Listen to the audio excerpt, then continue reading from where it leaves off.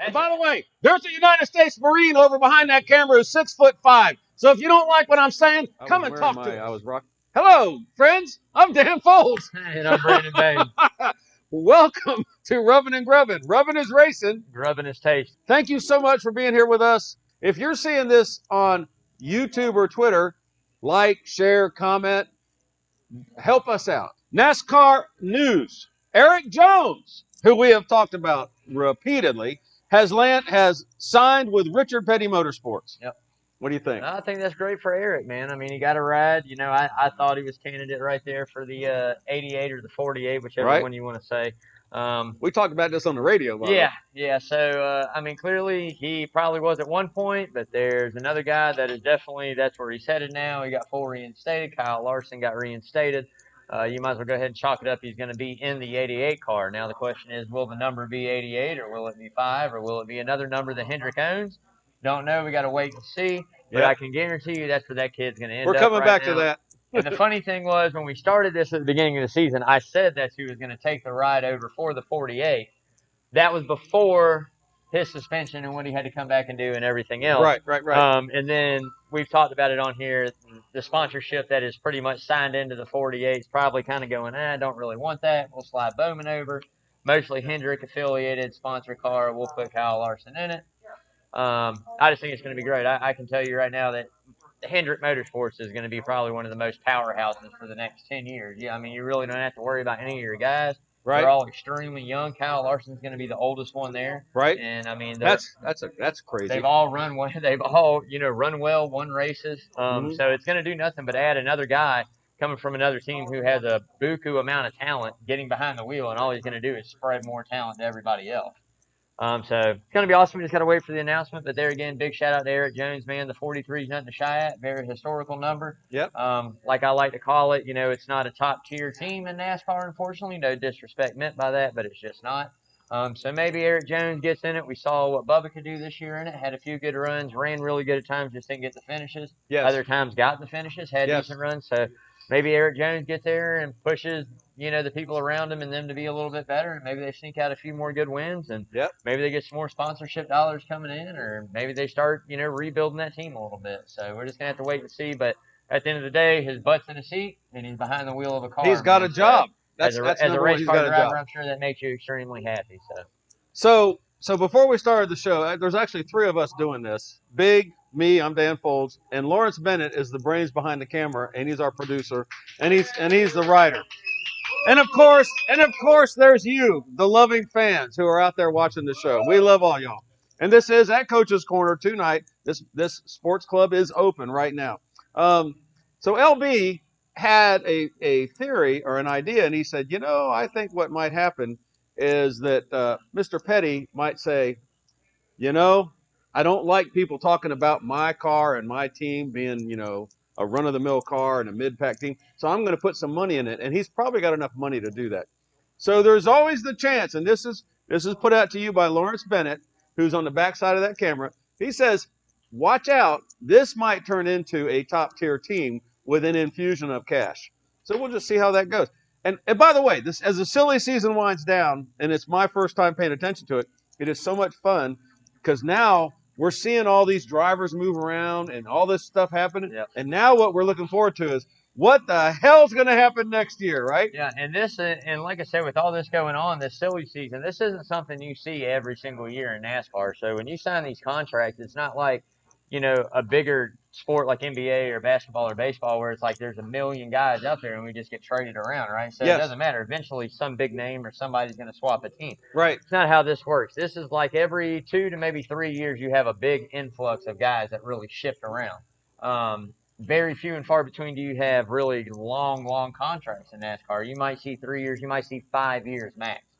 Other than that, after that, we're going to reconfigure our contracts, whether it be you're moving on, we want to re-sign you, or no, we don't. You're winning or you're not, right? Yeah, and I mean, a lot of things go into that too. Did you make the playoffs? How many races did you win? How many top 10s did you have? How many poles did you have? How many sponsors do you have? How many sponsors are you bringing with you, right? Yeah, that's a big thing. And that's today's newest age. I mean, that's the biggest thing in today's age. So back in the day, it was like sponsors were with the team, right? They're like, oh, I'm, sponsor Richard Childress' team. It doesn't matter what one, but I'm here with Richard Childress. Right. Nowadays, it's not like that. Nowadays, sponsors are with drivers. Yeah. So it's like, okay, if my I driver like leaves, big.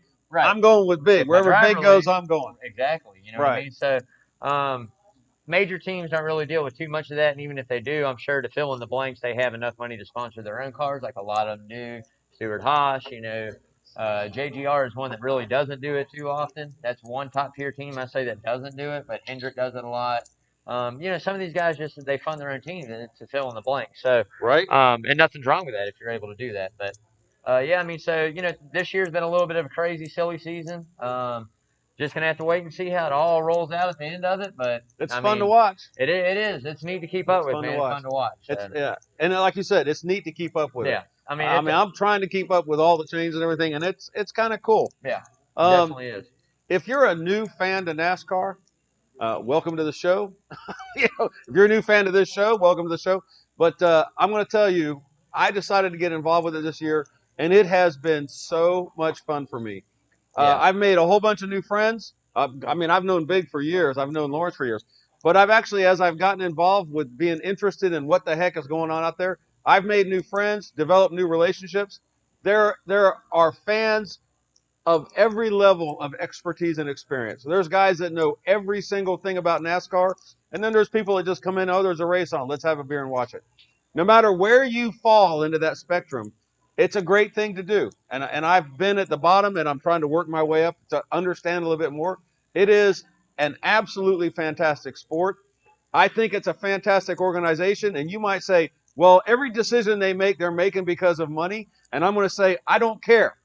I don't care why they're making the decisions they're making. I like the decisions they're making. Yeah. They are a great American organization. They are doing good for our country, and I am all about them. Yeah. So I mean, what sport does not, organize or make their moves around money? I mean, everybody name does. one, Hell, right? I do. You do. Right. Except, I mean, except we actually don't get paid to do this. We unfortunately, do this because we have that's the fun. way of the world, I mean, Hey, how much do we get paid to do so, the radio show? nothing. But, We do it because we're happy yeah, I to be mean, there. for people that look at that as, oh, they're doing this for money or doing this for ratings or doing it for whatever, that's any TV show, that's any live sport, that's anything. There's not one organization out there that just says, hey, well, we're just going to do this like it or not, and that's what it is. All human behavior Oh, is I'm going to reward. lose money. Yeah. Right. I mean, it is what it is, man. Yeah. I mean, we've seen it in the NFL this year. You saw it in the NBA this year. I mean, all these sports struggle to even figure out how we're going to have a season. How is this going to happen? What is this going to be, right? What's the NFL? National Football League, man.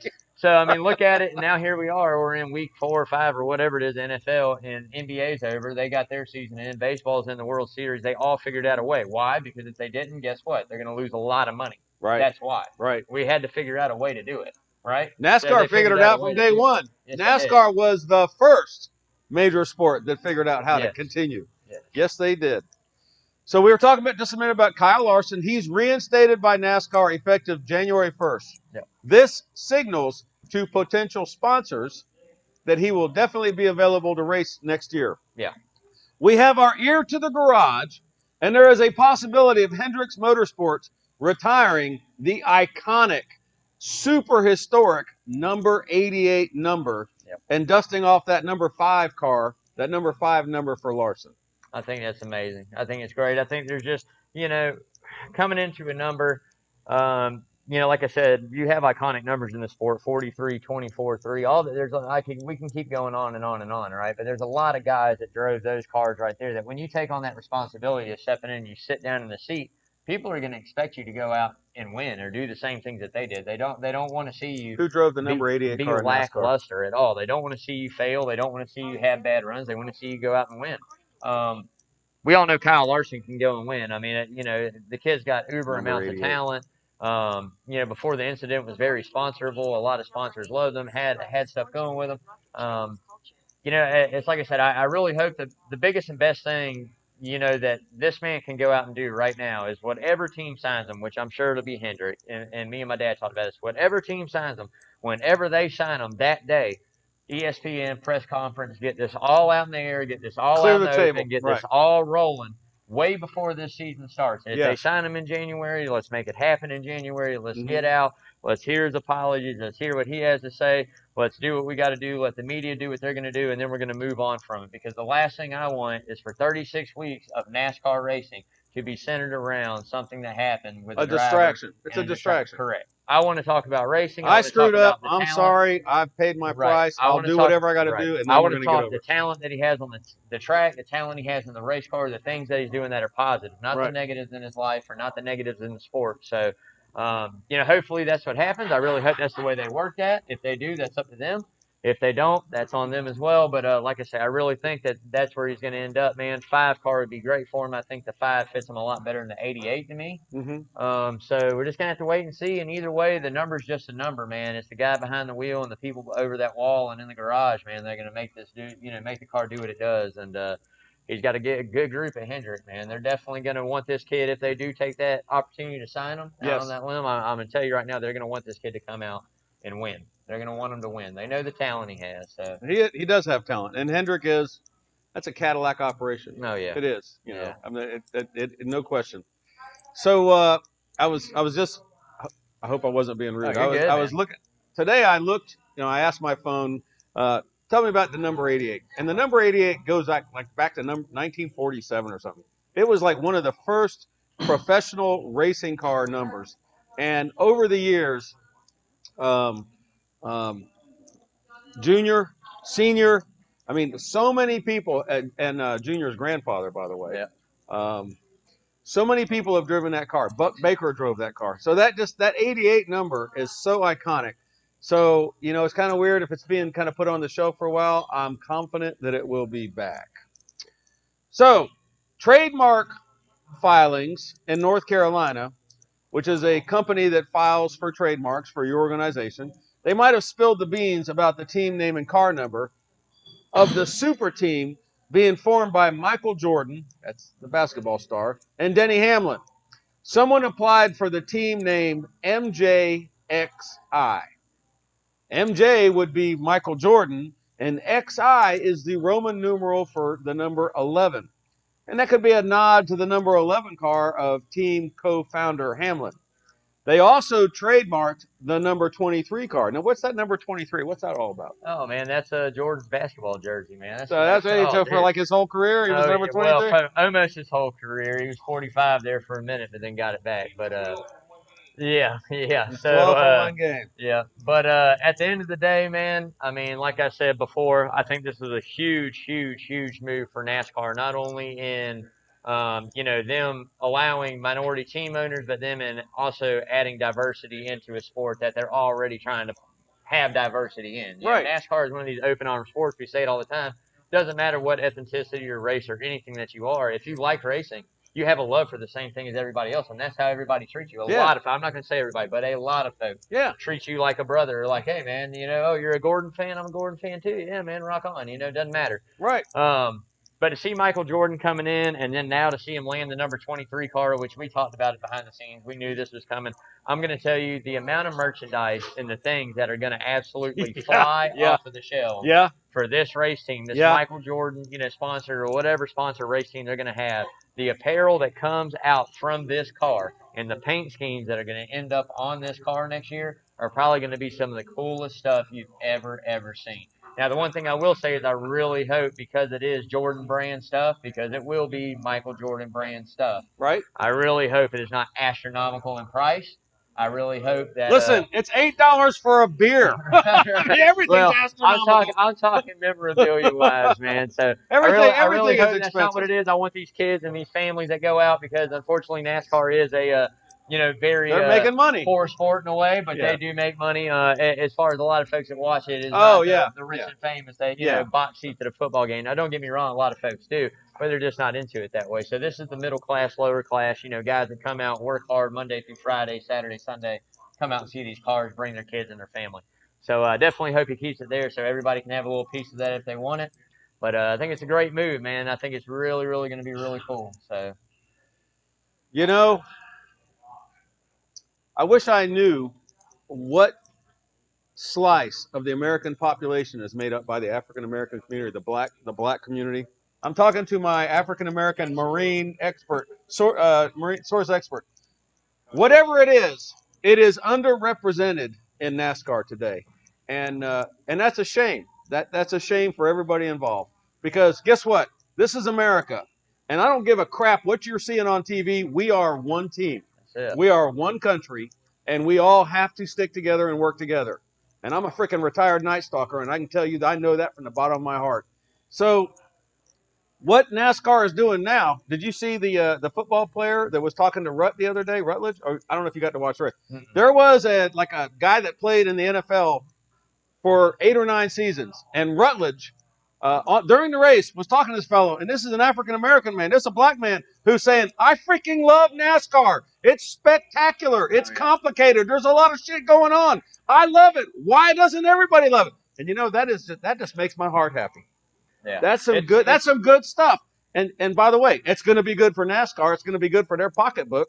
When we start having 1 million African Americans who are interested in a NASCAR race, that's going to be good for them, and it's going to be good for me. It's going to be good for the sport. It's going to be good for us as Americans getting along with each other, which is what we need to do in this country. That's it.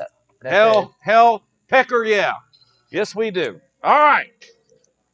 Stuart House Racing just signed fellow Indiana native Chase Briscoe to fill the seat of the number 14 car left vacant by the retirement of Clint Boyer. Stuart also had a few choice words about OEMs, which I think is original equipment manufacturer. Yeah. Is that what OEMs did? I think that's what OEM. Cough, cough. Toyota having too many promising young drivers in their developmental pipeline. Stewart said, when these drivers are ready to move up, there's nowhere for them to go. Now, these words were written for me by my producer. What do you think about this? Well, like I said, there again, here we are in a sport where I just said, contracts aren't super long term, but silly season, really silly season only happens every 2-3 years, right? So yeah, you have young kids that come down and they go down and they win a lot of races in Xfinity and they win a championship or they're very successful and then they want to go at the Cup Series, right? Well, let's say you're a Joe Gibbs developmental driver. You're Toyota and you're under Gibbs, right? Well, you got Denny Hamlin who's killing it, Martin Truex Jr. who's a great race car driver, won this year, in the final 8, Kyle Busch who just missed it. And then you got Eric Jones, who lost his ride this year for Christopher Bell, who was in the Gibbs developmental, right? Right. So if you're below those 4 guys, who's going to lose the seat for you to come up? These are guys that are proven. These are guys that go out and they win the biggest races on the biggest stages against the biggest names. Yeah, you're a kid. Hey, guess what? You won 5-6 races down there. That's amazing. That's awesome. Guess what happens when you come up and that talent pool is extremely deep? You're not going to win 5-6 races. It's like going from the minor leagues to the major leagues. If you do, you're a phenom. Right. If you do, it's very few and far between that you see guys come out and dominate. There's only been very few guys that come out and dominate their first couple years, and it is a handful. Right. Other than that, it takes 2, 3, 4 years for him to get it right. Maybe even longer than that. And Gibbs won't give him a chance. Joey Logano. Well, I mean, it's not just Gibbs; it's Hendrick, it's anybody, right? So yeah, I gotta have my pitchers or my guys down in the majors. What happens if somebody up here gets hurt, or what happens if somebody up here retires, or I get rid of them? I gotta have somebody to fill the seat that knows my equipment, that knows my brand, that knows how I run my business, knows how I do things, right? So you got to have those guys there, but at the same time, it's kind of a dual-edged sword, because if you go out and you get the really good talent, they do really good in your stuff, but you have nowhere for them to go, somebody else is going to have somewhere for them to go, right? But I mean, that's just the nature of the beast. So either you're going to do really good, you're going to find a ride, whether it be a lower budget team like Christopher Bell did in the 95 this year, satellite team for Gibbs, Hey, not the best equipment. I'm going to run it for a year. Look what happened. Bam, Eric Jones kind of got the boot from there, unfortunately, moving Christopher Bell up, right? Yep. So that opens up a ride. So, I mean, that's just the kind of stuff that they do. That's how they play this game. But at the end of the day, for Tony to sit here and say the same thing, I mean, okay, so Tony's got 2 drivers now that are going to retire. Harvick's going to do it for however long he wants to do, but he's one of the older guys in NASCAR, right? Yes. 43 years old or whatever it is. And kicking booty. Let's say he's got another 5 years. Let's just say 5 years. Yes. If he wants to do it that long, right? Yes. And then you got Eric Almirola, who, had really good runs this year, but yet to win consistently and yet to finish top 10s for a whole season consistently, which he did have a good run. I give him that on top 10s. I think he's a mediocre driver and good equipment. Right now you have these 2 guys just saying the next 5 years, or let's say Eric Almirola in the next 2 if he doesn't start showing up, right? Right. So he's got somewhere for him to go in the near future. All right, now a Hendrick developmental driver. Where are you going? So this is every kid that you're getting ready to sign is 30 and under. Yeah. Chase Elliott, 25, 24. William Byron, 22. Alex Bowman's 27, 28, 26. And then you got Kyle Larson, if he signs, that's right under the age of 30. You're right at 30. So if you've lost track of where we're going with this discussion, The premise was that perhaps there are too many kids being put into the pipeline, right? Yeah, but that's on. I mean, at the end of the day, I look like that's on you and your decision as a kid and your family, right? Well, Nobody gave you the pen and said you're signing this I, paper or you're dying. what I'm right? thinking is, when I wanted to go to flight school and fly Chinook helicopters in the United States Army in 1985, if you just said, "Hey, we're going to put you, in with 10 guys, and only one of you is going to be a Chinook pilot," I just said, "Can I be one of those 10 guys? Can I just have the opportunity to try?" Right. I would rather just have a shot at it than not have a shot at all. Right. So And I don't. And that's what a lot. If you're going to disappoint me, whatever. At least I was in the arena. Right. At least I got to try. That's what a lot of this is. But at the end of the day, it's not. Like you should be smart enough as a kid and a driver to put the writing on the wall, right? So if Hendrick or Junior Motorsports, which is who they kind of use for Hendrick now, to come up through the ranks. Right. So if JR kind of comes up to you and is like, "Hey man, I want you to come drive for me. You might have an opportunity to move on up this way, yada yada yada." Right. And then you look at the talent that's there. William Byron won a race this year. Alex Bowman won a race this year in the 8. Right. You got Chase Elliott made the round of 8, right? So now you got Jimmy Johnson retiring. So you got 3 guys that all won races with Chase Elliott, Alex Bowman, and William Byron that won races this year on the biggest stages against the best guys. Yes. And you have one guy that retired and you're getting ready to pull in Kyle Larson. So if I see the writing on the wall and I go, well, I do this for 2 years, who's going to be gone? Nobody's going to be gone because they're only going to continue to grow. So if you pick up that pen, you sign that piece of paper, you know exactly what you're getting into. Now, that's going to give you an opportunity to drive some of the best equipment in Xfinity, but it's not going to give you that opportunity to go any higher than that with that same organization or that same wanting to go to Hendrick. So, like I said, I don't care. I mean, Toyota can put, if you want to drive Toyota in Xfinity drive, it could be 36 Toyotas. Who cares? At the end of the day, you get to show, like you said, these young kids get to showcase what talent they have. Yeah. And if there's somebody up there above that goes, hey, I'm not liking the way my guy's performing, this kid's doing really good, you're fired, you're hired, let's do this. Yeah. That's what it's all about. It doesn't matter what manufacturer or what or this. I mean, I don't understand where it's Tony like win was or going die. with that, I mean, it's like win or die, right? Yeah. That's just him kind of kicking some shit, into a bucket anyway. So. Speaking of Tony Stewart, are you having fun? Yeah, I'm having a blast, man. Are you having fun? If you're having a good time, drop us a comment. If you're not having fun, you've already clicked off and you don't, whatever. Glad you were here. Speaking of Tony Stewart, his Superstar Racing Experience series announced the signing to none other than Awesome Bill from Dawsonville. Get out of town, Mr. Bill Elliott. Elliott joins Tony Stewart, Tony Kanaan, Paul Tracy, Bobby Labonte, Helio Castro Neves.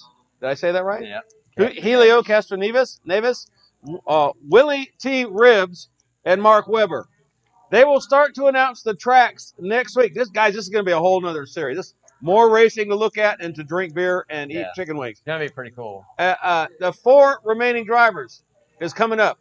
What a field this is turning out to be, and we cannot wait until the flag drops next July. Next July. Superstar Racing Experience. That's going to be a lot of fun. All right, let's break down the cold and chilly race at Kansas Motor Speedway. That was the first race in the round of 8, which means there's 8 drivers, 3 races, and then they're going to 4. Exciting finish. I won money in our game of skill. Yeah.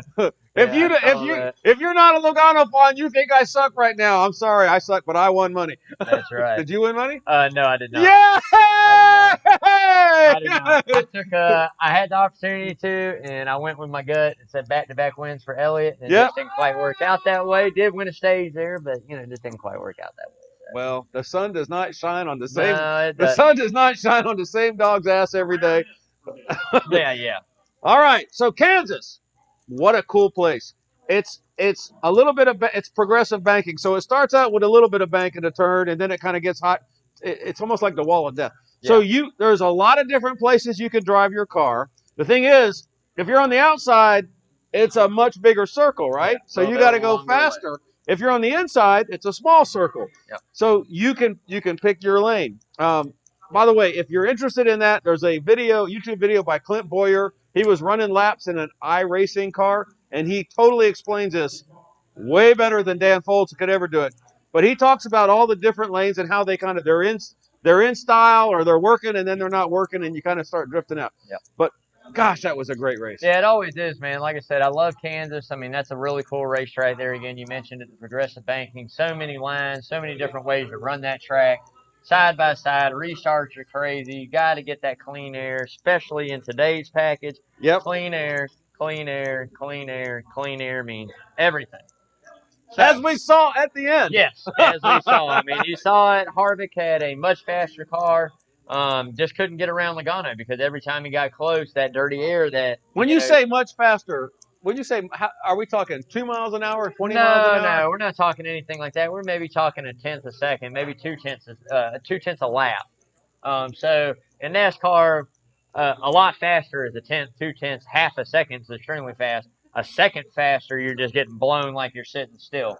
So, okay. So a second faster on a mile and a half track. Oh, dude, you're flying, guys. You're getting ate up. So maybe 2 tenths. Let's say 2 tenths faster lap, a tenth faster, on and off. Maybe not every lap, but consistently over 5. 3 out of the 5 he was faster. He could run him down every time. Yeah, he can get to him, right? Right. He can get all the way to him, but as soon as he gets to him, the air that Logano's cutting, he's going through the air, obviously the car, and all that dirty air that's coming from around his car. Yeah. Hits Harvick. Turbulence. Correct. Yes. And then that stalls him out. You can't go. You can't make a move. You can't go any faster. The horsepower's not there. So the horsepower used to be there. Even though you catch that and you had a really good run, you could horsepower it around. Now, no. Now it's about the block. Now it's about keeping that guy in your wake, to where he can't get that I put the trick on you. No mistakes. No mistakes. Stay in the wake. That's the key right there. No mistakes, man. No mistakes, stay in the wake. No mistakes, stay in the wake. There's your Easter egg right there. There it is. No mistake, no mistake, stay in the wake. That's it. So I'm very familiar with wake turbulence because I flew for 30 years. And I know that if you ever get a helicopter behind another helicopter, your day is getting ready to go south. Right. I mean, yeah. So the air is huge. It was fun to watch the end of that race because TJ Majors, who is Joey Logano's spotter and actually has a really cool podcast called Door Bumper Clear, and that's on Dirty Mo Media, which is Junior's channel right there. TJ Majors, you go back and you listen, that dude, that spotter was helping Logano win that race. And I remember him saying, don't let him cross you up. Don't let him cross you up. Like that spotter was like laser beam focused on what's going down on that track. Don't screw this up. You're going to win this race, and I'm going to get a bonus. Yeah. Like I said, just don't make a mistake, man. He had it, and, like I said, he kept him in the wake of dirty air. He wouldn't allow him to get that run every time right. He break the draft, would go in. He was running the same line he was. Sometimes he'd go a little lower, wash up in front. And he would wait. He would also wait as long as he could to declare his intention. Every time. Yep. It was just killing the run. So what's that going to lead to is this is the one of two things that's going to lead to. That's going to lead to a lot more guys that have the lead blocking extremely hard. Yeah. And what that's going to lead to. He never touched him. No, but it's getting ready to lead to a lot of guys that run second. Yeah. But getting ready to start touching the guy that's leading in first. You're going to go to that left quarter panel? Whether it's that or whether running into the back of them down the straightaway, pushing them in, whatever it's going to be, they're going to figure out a way to do that because it's. For 40 laps to see that at Kansas, to see a guy that's much faster and not be able to get around by just pure racing moves, it's kind of disheartening. To me, I mean, it was a great race. Don't get me wrong, but so you say his car was much faster, and now you know more about this than I do. But what I'm thinking is his car was a little bit faster. No, I'm watching it. It was a good. He could move up on him. I can put it to you like this: Harvick ran him down. Had Harvick got around Logano was not going to run. He had never caught him. Yeah, they said never run him back down. They have never catch right. Him. Now, I mean, and them doing that allowed Bowman to almost get there in the mix. You know what I mean? He almost drove up there, but like I said. Way faster, and by way faster, I don't mean like blowing by him like you're standing still, but I mean when you're talking laps, 10 laps, he's going to be half a second out front. Yeah. So compared to a tenth that Logano Bowman was my sleeper pick on our radio show. Yes, he was, man. And very good he did really well. He did really well. It was cold. If you go back to some of the YouTube videos about the recaps from the race, and the guys were saying, hey, are you the spotter, are you cold down there? Hell yeah, it's cold. It's cold. We're used to races where, like, the guys are getting bags of fluids because it's so freaking hot, and they're sticking leaf blowers down their shirts. And here they are, and now they are freezing their nads off. I mean, it was freaking cold.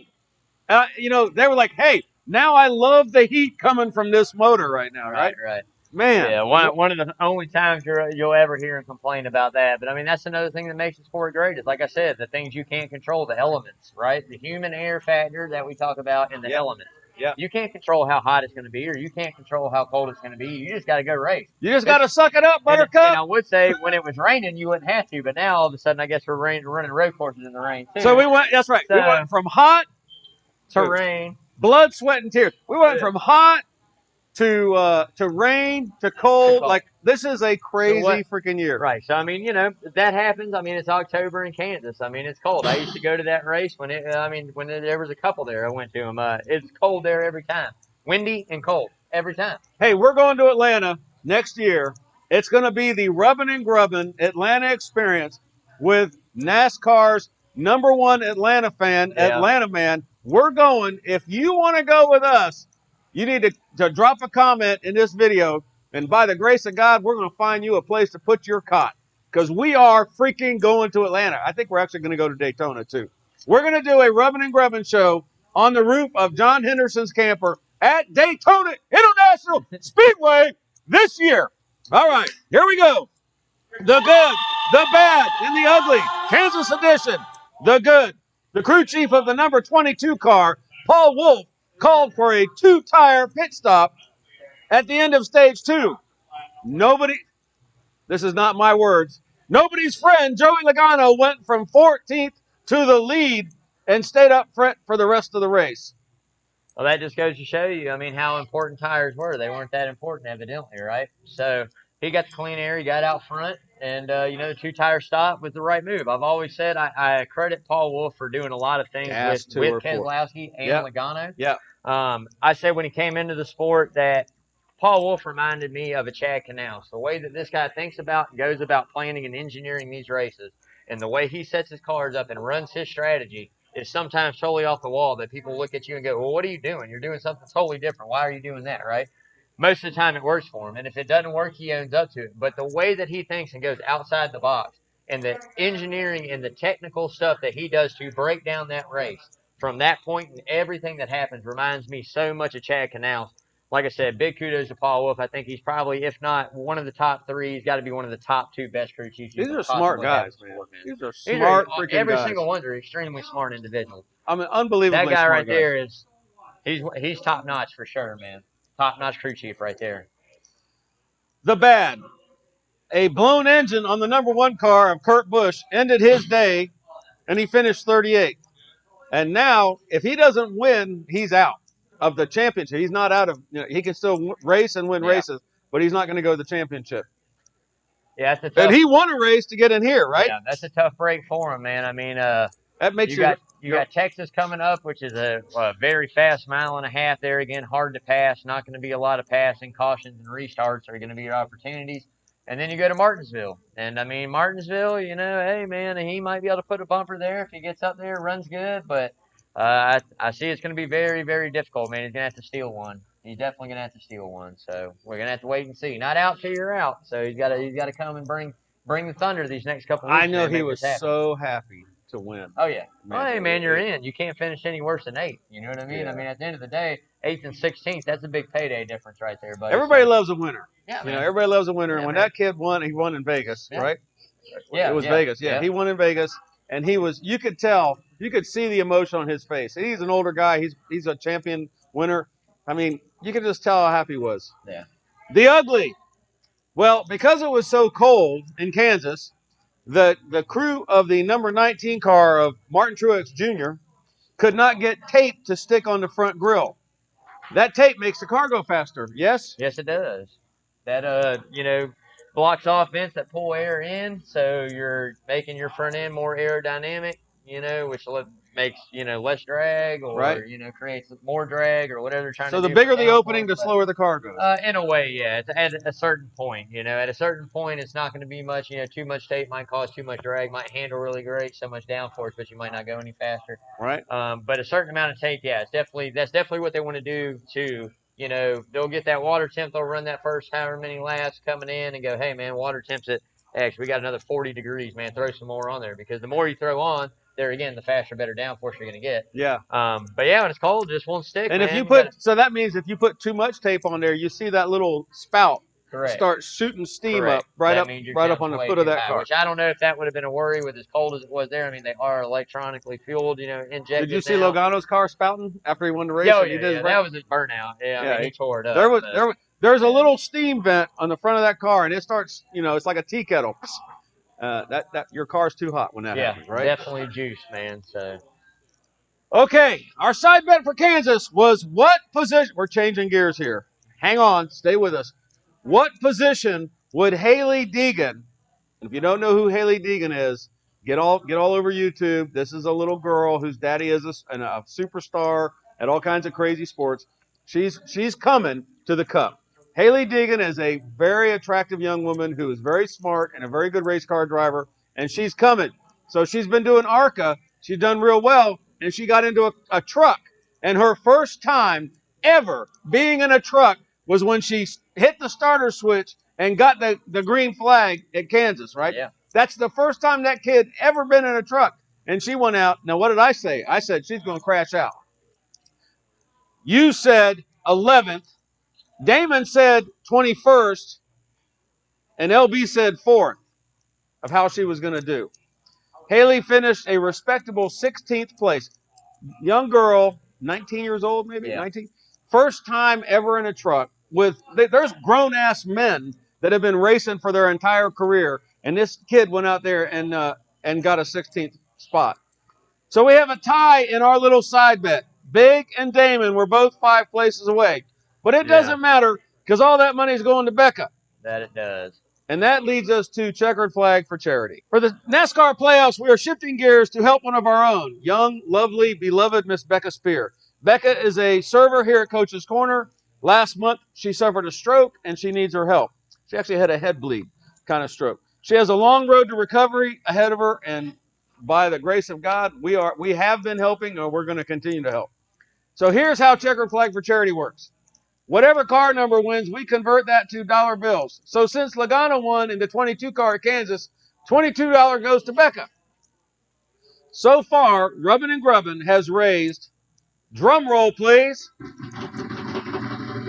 $3,004 from like three rednecks and a couple of bystanders. Not bad for a silly NASCAR show. And I think it's time for a challenge. Right now, I challenge our coach's audience to come up here and put some love in the bucket for Becca. And I'm going to start with my own damn $20 bill. How about that? Yeah, like we say all the time, nickels, dimes, 10s, 20s, 100s, 50s, does not matter at all. Donate everything that you could possibly donate. Whatever you got. All goes to a good cause. He's not come here. Come back over here. And by the way, this is a redneck show, but he's not a redneck. This is United States Marine, Damon Sanderson, guest host on our show.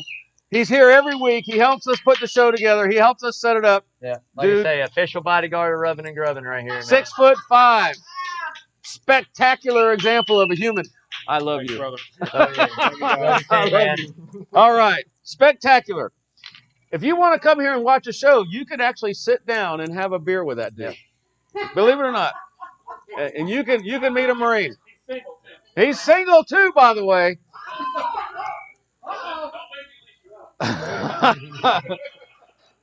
If you're watching this, drop by and donate your favorite driver's number. If you like the 2, give us $2. Yeah. If you like the 43, God bless you. Help us help one of our own. And listen, all kidding aside, this show's fun. This little girl is at home in a bed, and she can move her eyeballs, and she can blink. And her mama and daddy have signed up for a long, tough slog. Yep. And holy cow, I am so proud of my town, of my community, of all my friends who have really come up and said, we're gonna freaking sort this out. Our teepee Tower of Power, which it was huge, and it had a teepee because the Braves were playing. I mean, $70,000 I think we put together, all told. We got Help Save One of Our Own, which is a local 501c3 charity. We got them on board. This has been, no kidding, the best Yeah. thing that we're going to do all year, man. Yeah, it's been a big one, man. I mean, that's no doubt, and there again, what a better cause for one of your own No locally. kidding. What? You know exactly where this money's going, to what family it's going. You can see that progress, and you can actually physically see Yeah. how much that helps. So, big kudos, like I say always, John and Adele Henderson, everybody that donated. It didn't matter if it was $1, 10,000, whatever you donated. Everybody deserves a big pat on the back for Yeah. coming together as a community We for a stood up. person in need, man, and that's what it's all about. So What- big kudos to everybody on that, man. What I like to say is, if it was your daughter, what would you want us to do for you? Yeah. And that's what we're doing. We're doing it as if it was your daughter. All right. Come on, dude. NASCAR said they might have made a mistake for not making fan favorite Chase Elliott pit when he was having radio problems. Apparently, they could hear him, but he could not hear them. He actually said, "Everybody shut up because all I'm hearing is static." His spotter, he couldn't talk to anybody. Now, do you really need to hear? Do you need to hear? Yeah, you definitely need to hear. I mean, how do you count? What are you doing counting laps in your head every time you go by on top of everything else? How do you know when you're clear? That's what the spotter does. Crew chief sitting there going, hey, man, they're reading you lap times, reading you where other guys are running. Yeah. Telling you, hey, that line right there. Door, bumper, clear. Hey, exactly, right? Correct. So don't let them cross you up. Communication is one of the most valuable assets to this sport. Without communication, it makes it a whole lot more difficult. Now, with that being said, I don't think they should penalize him to have to come into pit because he can't hear. Not Elliott. I mean, not anybody. At the end of the day, I don't care if you're Elliott. I don't care if you're freaking, Davidson. You know what I mean? I don't care who you are. At the end of the day, if you're out there running and you can hear them, or they can hear you, you can't hear them. Hey, man, that just goes along with kind of like having a tire rub. What, now all of a sudden when you only have 4 lugs on the car and you got a vibration, they're going to make you pit? Oh, I'm good. I'll catch it, but I'm good. Oh, Thank that's you, sir. Dan. Good catch. There it is. Hey, I like your style. So like I said, so now that everything that goes wrong with your, car, what, because of this, you got to pit now, you got a tire rub, you got to pit. Oh, you're overheating, you got to pit, you have to pit. No, come on, man. Now we're playing too much. Now communication just needs to be communication, man. That's it. It is what it is. If you stay out too long, run out of gas, that's you, man. That's on you. You turn somebody else, you turn in. So we're having an individual. We're having an individual responsibility conversation. That's a racing deal, man. That's a racing deal. So there's a great YouTube video. Dale Jarrett is on there, and Dale Jarrett is about my age.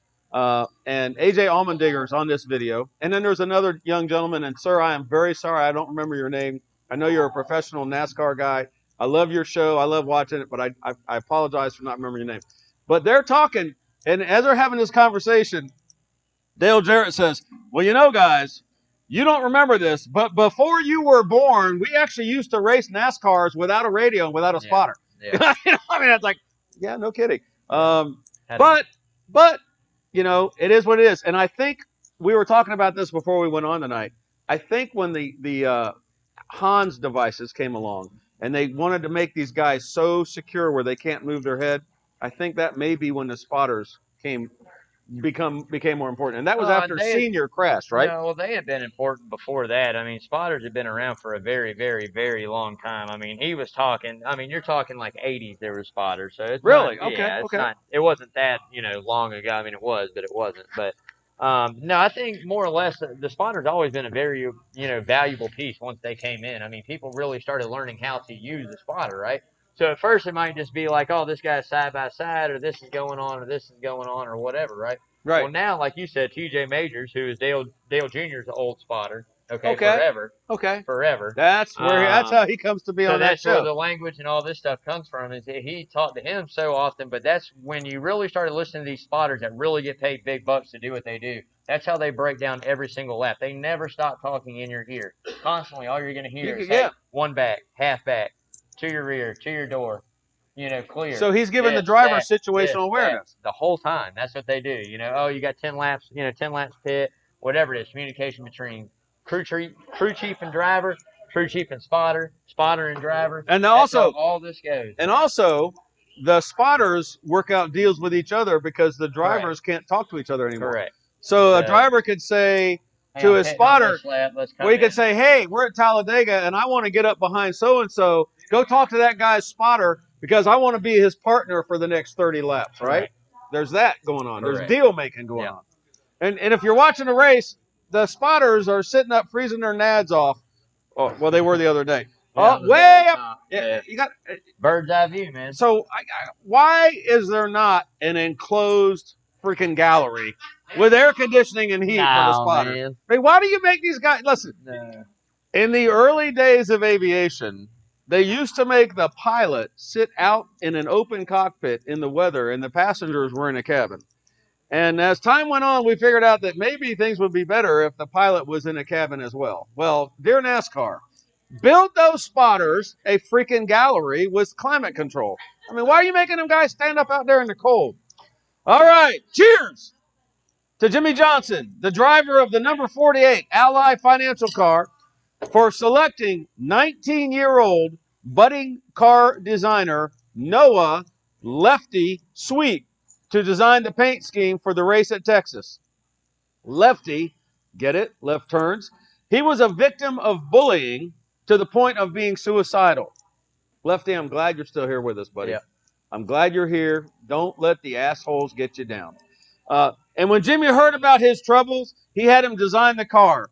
And that's just another example of Jimmy Johnson being a true champion. Yeah, I mean, that speaks volumes for Jimmy Johnson and the sport itself, man. Nobody likes any of that, especially when it comes to kids. I think it's going to be amazing. This kid gets to put his talent out there on a car. How many people actually get to say that? Yeah. You know, how many people actually get to say, I designed that car by myself? That is absolutely spectacular. And then to be on Jimmy Johnson's car, man. The big That's kudos to to Lefty out there. Cheers to Lefty. Big kudos cheers to Jimmy Johnson. That makes my heart happy. Yeah. I tell you what, that is spectacular. So cheers, Jimmy and Noah. Far right turn. Compared to other sports, the NFL, NBA, MLB, and even college football, NASCAR TV ratings are stable this year. It helped that we were the first sport back, and unlike other sports, we were able to complete a whole season. A lot has to do with NASCAR having the pulse of the American public. We love the flyover, and we love the connection to our nation's military. So last Sunday, this is flying around on Facebook right now. Last Sunday during an NFL game, douchebag commentator Joe Buck and Troy Aikman were caught on a hot mic saying how, quote, military flyovers are a huge waste of taxpayer dollars. Yeah, well, let me tell you, man, I don't know. I've seen some extremely, extremely cool ones throughout all the NASCAR races I've been to. And that's you see the Chinook land the pace car? I mean, man, when you hear the national anthem going, and then at the end of it, you got that flyover, man, it's nothing but goosebumps the whole time. I'm telling you, it is an absolute amazing, amazing feeling.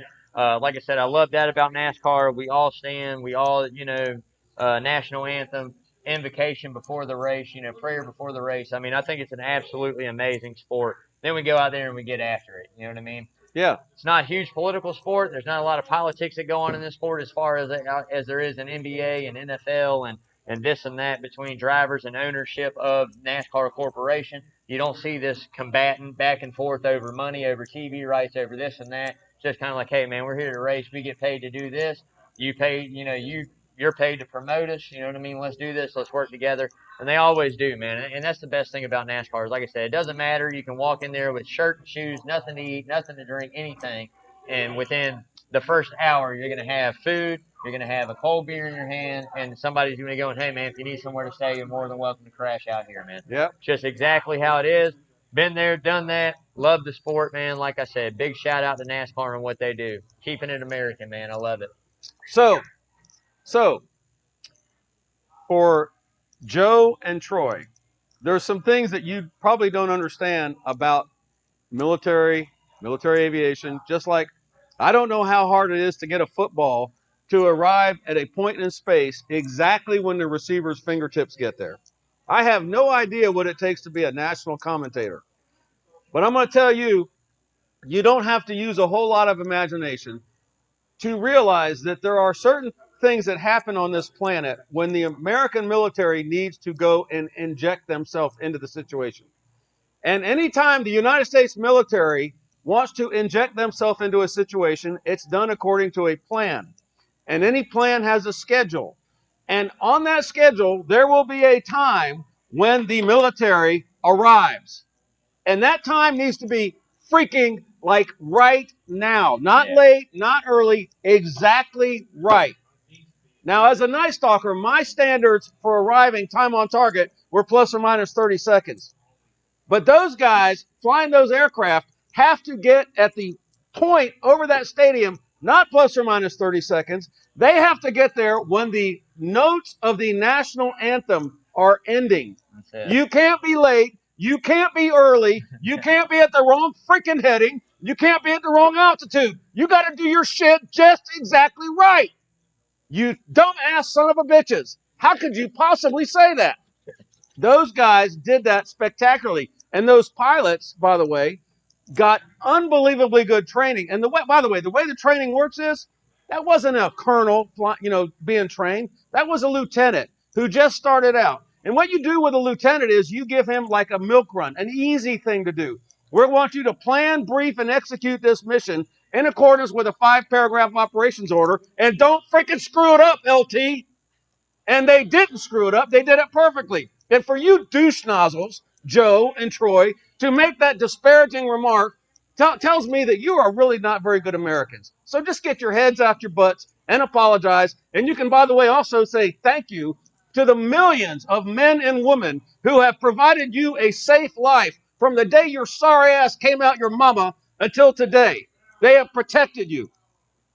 Not that I'm pissed off or anything. And by the way, there's a United States Marine over behind that camera who's 6'5". So if you don't like what I'm saying, come and talk to us. Damn it, man. Douche nozzles. All right. Holy crow. Who on earth would ever disparage their country's military? Who on earth would ever do that? Man. Wow. All right.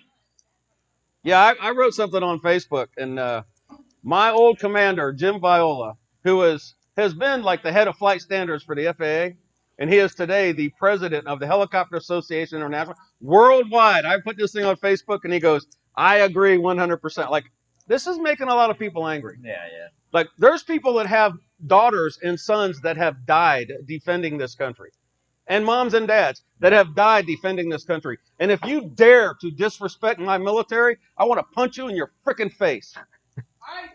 All right, I'm done, Lawrence. You're gonna cut some of that out. Yeah, I threw it in there. Woo!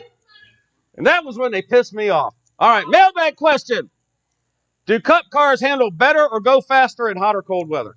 Definitely got to say cold weather for sure, 100%. One, you got to look at it. You're going to create more horsepower, cooler air being blown into the engine. 2, tires aren't getting as hot. 2, ambient temperature. 3, ambient temperature on the track getting as high. It's going to have more grip. It's going to be colder. Now, with that being said, you catch a headwind the wrong way. You catch certain winds that blow the wrong way. That all alters too. But if you're just talking about hotter or colder weather, it's always going to be colder weather. Always going to be colder weather, man. Well, I could, yeah. So cold air is more dense. So it when you mix it with fuel, there's more atoms of oxygen. Correct. So you're going to get more power. Right. In a turbine helicopter, you get more power. Your blades produce more lift. There is more resistance in cold air. No, so when you're shoving, now I don't know if it matters at 180 knots, but I used to descend a helicopter from 7,000 feet, and as I was coming down, the air becomes more dense, and so there's more resistance to the blades. Right. And I could watch my torque, which is a power indication. My torque needle would gradually go up and up and up because the air gets thicker. It's like you're trying to run a knife through cream cheese or cheddar cheese, right? It's harder to run it through thicker air. Yeah, I would say there probably being the aerodynamic aspect of it, that just you're going through this way and not on top creating that pillow like we talked about. That. Yeah, I mean, colder air is always going to be faster, man. Tire stick, track stickier, more horsepower, man. Let's talk about the Sunday race at Texas Motor Speedway. The closer, the number 4 car of Kevin Harvick, is on the pole. Our side bet for Texas: which of the remaining drivers outside of the championship 8 will have the best finish? Side bet. Who's picking first? Which of the remaining drivers outside of the 8 will have the best finish? I'm sorry, LB. Sorry, I'm a little distracted. LB's taking the 18. Outside of the 8. I'll take the 12. I'll take the 88. I'll take my man Alex Bowman. He's in. Bowman's in too. Blaney's available. I took Blaney. I thought. Oh, did you? Well, I said the 12. Oh, I'm sorry. I I'm not. tell you what. Damon can have the 12. I'll take the 24. My number name correlation is as good as yours. So. And now we're down to you. Well, I said Bowman. Oh, right? you said Bowman's I got in. the Is 88. Bowman in the 8? I like the 88. Is Bowman in I there? think Bowman's in. Bowman's out? Is Bowman in the 8? You know if Bowman's in the 8? Pretty sure Bowman's Boy, it would be nice if you know. It'd be nice if you were here to tell us. Pretty sure Bowman's in. All right, so let me think. 14, 10. Boyer. I got the three one earlier. Boyer. Yeah, he won there earlier in the year. That's Austin Dillon. Three's Austin Dillon. I like Boyer. Just my wife would ditch my wife would ditch me right now if Boyer walked in the back door. If Boyer walked in the back door and said, "Jeannie, come with me," I'd say, "See you, Dan. Bye. You're gone. You're out." You go with Boyer too. All right. So we got that sorted out. The side bet. Yep. And I like Boyer. All right. Now, top 5 drivers. Top 5 drivers to watch, man. I mean, you're going here to Texas. You cannot, go without saying the 4-car of Harvick's got to be number 1. You got to look at the dominance he has on mile and a half. 2 for me has got to be Hamlin. 3, I'm going to go ahead and put a shout out there. We'll say the 18 of Kyle Busch has a really good run.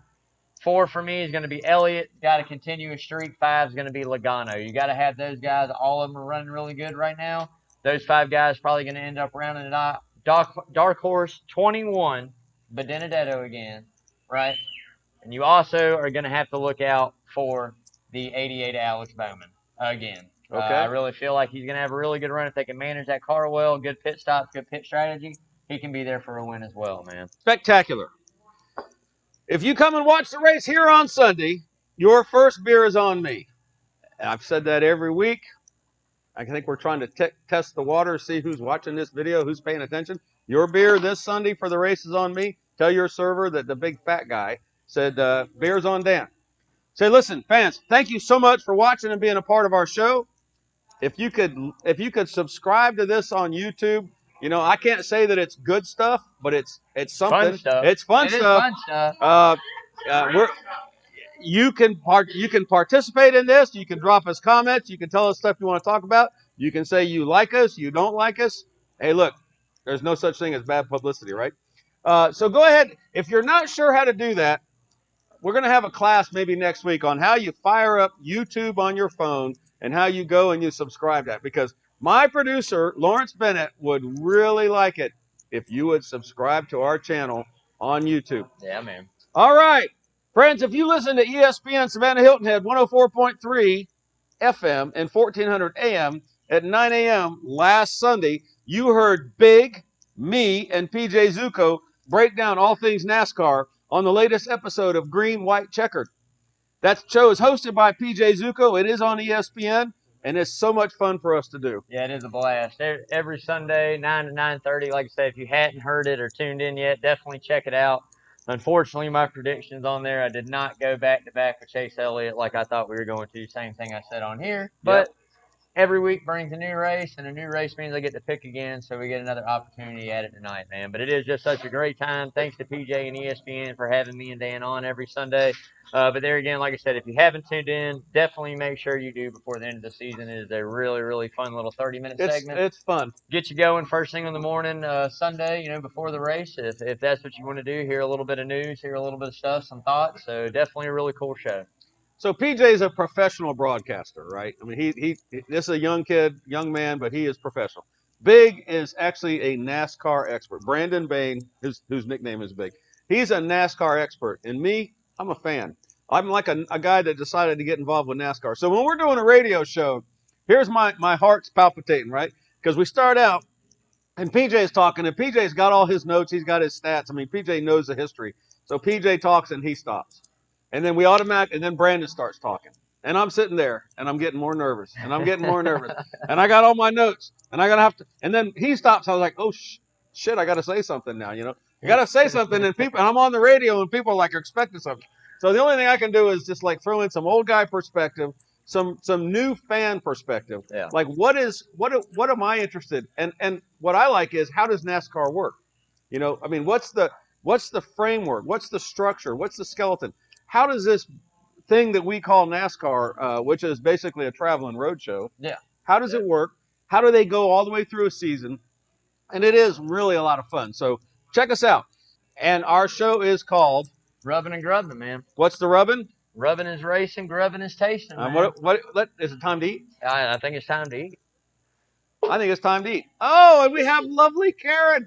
Karen, by the way, Karen Kaiser Davidson was instrumental in raising, literally, no kidding, thousands of dollars during the Becca Bash. This woman right here was, I normally say she was, I normally say she was stroking it, but that's probably the wrong word to use. She was spectacular. She was crushing it. She crushed it. She made a ton of money. And what do we have? Oh my gosh. Hot. They're hot. Don't burn your mouth. We have the house chips and queso. Yes. Now look here. Sometimes you go out and you want a big old meal. Yeah. And then sometimes you go out. All right, Thank you, baby. Spectacular.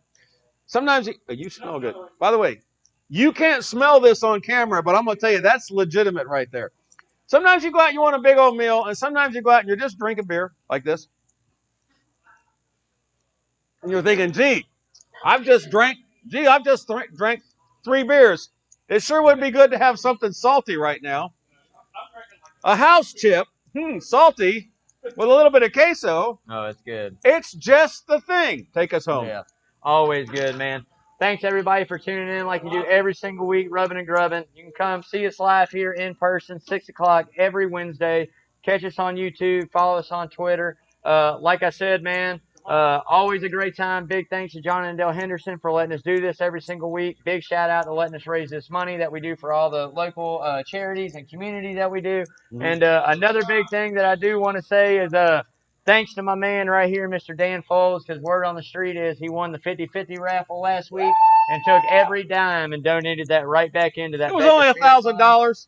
So big kudos to Dan. Make sure you guys tune in after this. You guys are going to catch Carl DeMasi, Coach, the AD, Chad Griffin. You guys make sure you watch that show. Great stuff. I think both of them got playoff games tonight. Is that what you said? Both of them got playoff games tonight. So good luck to those guys out there. Great show. Like I say, if you hadn't seen it, stay tuned in. Make sure you tune in, watch us. Stay safe out there. Mask up. Wash your hands.